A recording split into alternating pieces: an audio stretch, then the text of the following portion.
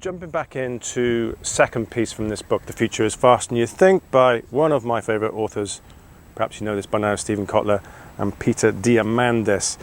And it really helped with this word future for me, because I've always found it hard to kind of perceive the future, and it talks about technology and think about what future technology looks like. But the piece here is about the future is stranger because you think, not the other way around. Now, for me, this really helped kind of think about this. So there's a couple of things. There's an fMRI study, and let me just kind of go into it from the book. And they said it's not easy for any of us to perceive the future, first of all. Describing the fact that when we project ourselves into the future, something really peculiar happens, if we can even get that far. Our medial prefrontal cortex shuts down when we talk about the future. And this is the part of the brain that activates when we think about ourselves.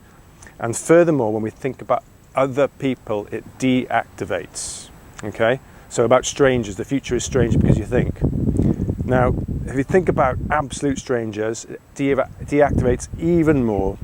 So we try and think about our future self, and it's quite hard and broad in that context, but even more so. And we shut down. And you might see it in yourself or see it in others and think about it. So the quote from the book says, meaning the brain treats the person we're going to become as a stranger. So join the two together.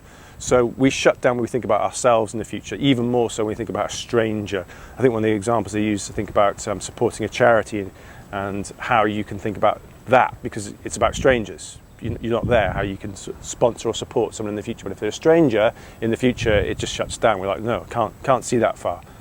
But we treat ourselves like strangers. We're stranger than we think.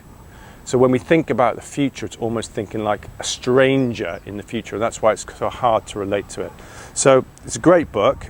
And in terms of this word, the future is faster than you think, it brings up, it just calls out, or at least for me it does, this idea of the future and why that future is hard to comprehend, hard to perceive, because we treat ourselves is it quite scary? Is it quite spooky? I don't know, like a stranger. So if you ever notice that, that is why.